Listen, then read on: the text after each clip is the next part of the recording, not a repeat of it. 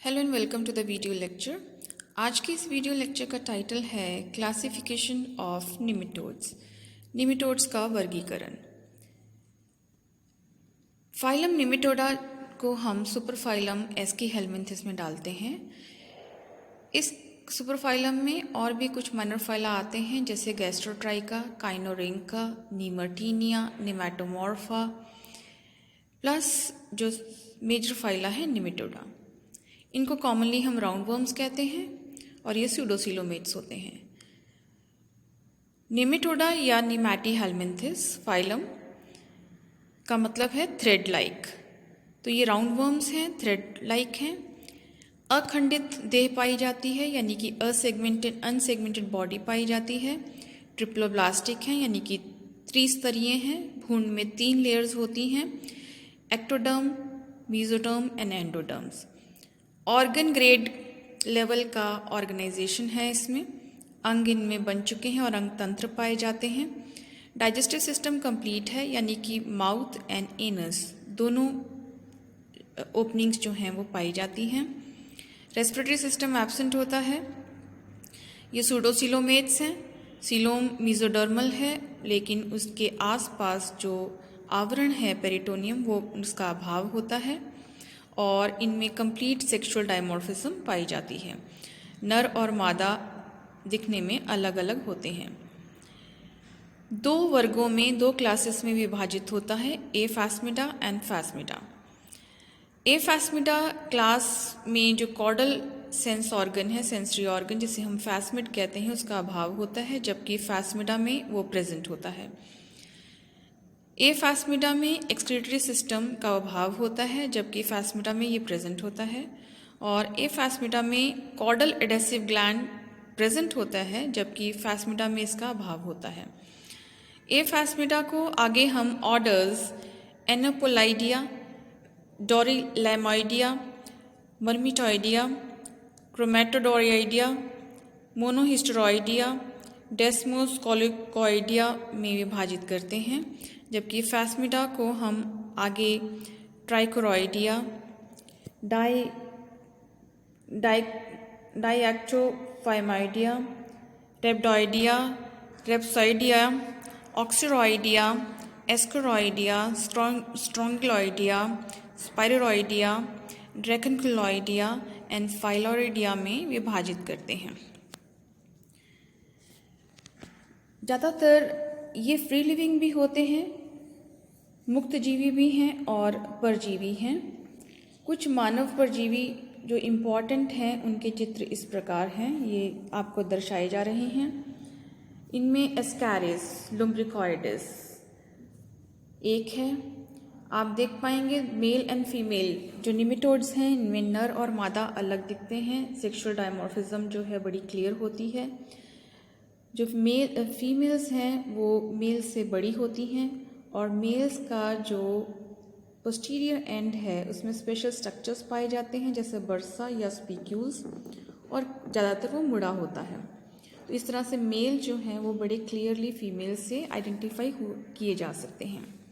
यहाँ पर 3 चित्र हैं, एस्कैरिस का, एनकाइलोस्टोमा जिसको हम हुकवर्म कहते हैं, एंड एंटेरोबियस या ऑक्सीराइडिया का, ऑक्सीरिस का। ये तीनों ही मानव परजीवी हैं। तीनों ही इंटेस्टाइन में पाए जाते हैं, मानव इंटेस्टाइन के अंदर तीनों पाए जाते हैं। और ऐसे में जो इनके अंडाणु हैं, इनके एग्स हैं, वो अगर फीकल मैटर में सॉइल में आ जाते हैं तो उनसे जो है कंटामिनेशन दोबारा हो सकती है। तो ऐसे में जो कंटामिनेशन या संक्रमण है वो दूषित भोजन या दूषित पानी के लेने से होता है।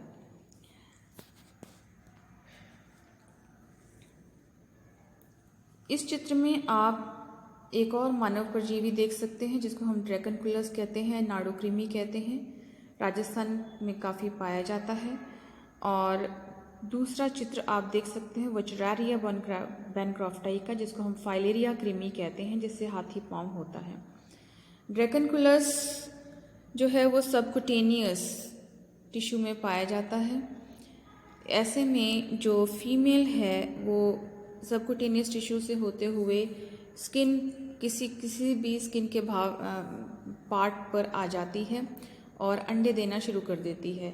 ये अंडे जब पानी के कांटेक्ट में आते हैं, ऐसे में जब लोग या तो तालाब में या तल में या कुओं में पानी के कांटेक्ट में आते हैं तो ये अंडे जो हैं वो जल में आ जाते हैं। वहाँ पर इन अंडों से हैचिंग होती है, इन लार्वा निकलता है और ऐसे लार्वा यदि साइक्लॉप्स में आ जाएं, साइक्लॉप्स एक क्रस्टेशियन है पानी में रहने वाला, और ऐसे में यदि ये अंडे साइक्लॉप्स में, ये लार्वा, इनका जो इन्फेक्टेड लार्वा है साइक्लॉप्स में आ जाता है और ऐसा साइक्लॉप्स यदि पानी के द्वारा मानव में चला जाए तो इसका संक्रमण हो जाता है। तो कहने का भाव ये है कि जो ह्यूमन में इन्फेक्शन होती है या संक्रमण होती है वो दूषित पानी के पीने से होती है, जिसमें ऐसे साइक्लॉप्स हैं जिसके अंदर ड्रैकनकुलस के या नाडोक्रीमी के इन्फेक्टेड लार्वा पाए जाते हैं, तो उनसे इनकी इन्फेक्शन जो है वो हो जाती है। वॉचरेरिया बेनक्रॉफ्टाई में जो है वो मानव लिम्फ वेसल्स पर्टिकुलरली जो लोअर लिम्स के वेसल्स हैं, लिम्फ वेसल्स, उनमें पाया जाता है।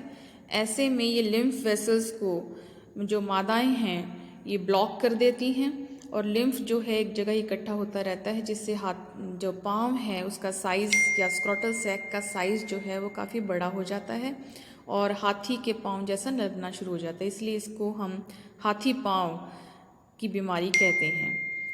जो फीमेल्स हैं वो जब अंडे देती हैं तो उन अंडों से हैच होकर लार्वा निकलता है। ये लार्वा के ऊपर अभी भी एग शेल पाया जाता है, इसको एम्ब्रियोनेटेड लार्वा कहते हैं। ऐसे लार्वा जो हैं वो blood vessels, superficial blood vessels में आ जाते हैं। रात को जब क्यूलेक्स मच्छर काटता है और उस मच्छर के द्वारा ब्लड के रास्ते से ये एम्ब्रियोनेटेड इन्फेक्टेड लार्वा जो हैं वो मच्छर में चले जाते हैं और वही मच्छर यदि दूसरे किसी प्राणी को काटता है तो उनमें ये जो है ट्रांसफ़र कर दिए जाते हैं। तो जो मानव संक्रमण है, ह्यूमन इन्फेक्शन है, वो मच्छर के काटने से होती है और मच्छर के ऐसे जो मच्छर हैं ये कैरियर का काम करते हैं। यहाँ पर क्यूलिस मॉस्किटो जो नॉक्टर्नल है, रात्रिचर है, ये जो है कैरियर का काम करता है। लेकिन जिन इलाकों में दिन का मच्छर है, जैसे थाईलैंड, फिलीपाइंस के इलाके में है जो हैं, उनमें दिन का मच्छर एडिस भी जो है इसका कैरियर है। तो इंडिया में क्यूलिक्स मॉस्किटो जो है इसका कैरियर है और इस मच्छर के काटने से ऐसे एम्ब्रियोनेटेड लार्वा दूसरे हेल्दी मानव में ट्रांसफ़र हो जाते हैं और उसके बाद उनमें जो है लार्वा एग शेल से निकल आता है, हैचिंग हो जाती है और फिर ये धीरे धीरे ब्लड के रास्ते होते हुए लिम्फ वसिका में चले जाते हैं, वहाँ पर ग्रो करके वयस्क बनते हैं। नर और मादा मेटिंग करते हैं, उसके बाद जो मादा है वो वहाँ पर जो लसिका वाहिका है वहाँ पर रहकर अंडे देना शुरू कर देती है। तो इस प्रकार से मादा जो लिम्फ वेसल्स है उसको ब्लॉक रखती है और लिम्फ इकट्ठा होता रहता है, जिससे हाथी पाँव नामक बीमारी जो है वो हो जाती है।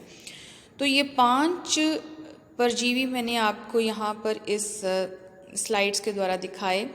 एस्कैरिस, एंटेरोबियस, एनकाइलोस्टोमा जिसको हम हुक कृमि कहते हैं, ड्रैकनकुलस जिसको हम नाड़ी कृमि कहते हैं, वॉचरेरिया जिसको हम फाइलेरिया कृमि कहते हैं। तो यह सारे कृमि हैं और मानव के परजीवी हैं। मानव में या ह्यूमन में जो है इन्फेक्ट करके ये कोई ना कोई बीमारी करते हैं। तो ऐसे में जो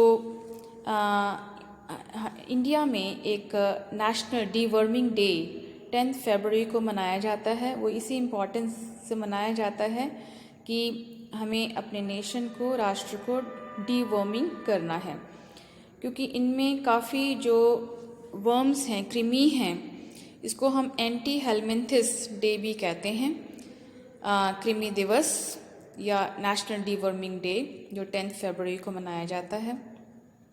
तो ऐसे में कुछ कृमि जैसे जिनको हम STH कहते हैं, सॉइल ट्रांसमिटेड हेलमिंथिस।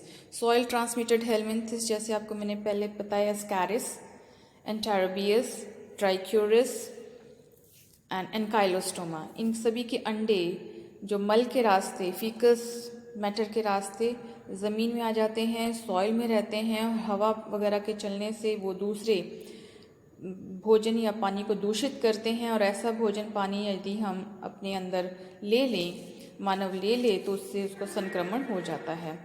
तो इसको ही हमें फ्री करना है, और इसके कई स्टेप्स हो सकते हैं, कई सोल्यूशन हो सकते हैं, जैसे अपना भोजन पानी ढक के रखना, हाथों को निरंतर धोना, क्योंकि हाथों के रास्ते भी इसकी कंटामिनेशन हो सकती है।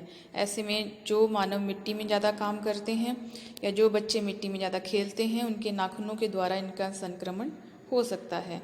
तो हाथों को निरंतर धोए रखना, हाइजीनिक कंडीशंस रखना, और जो मल का त्याग करना वो टॉयलेट्स के अंदर ही करना, खुले में ना करना।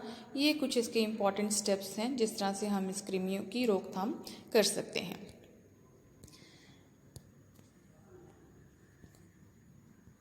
इस वीडियो में इतना ही। Thank you for watching. यदि आपको ये वीडियो पसंद आया है तो इसे लाइक और शेयर करना ना भूलें, और इसे ज़रूर सब्सक्राइब करें।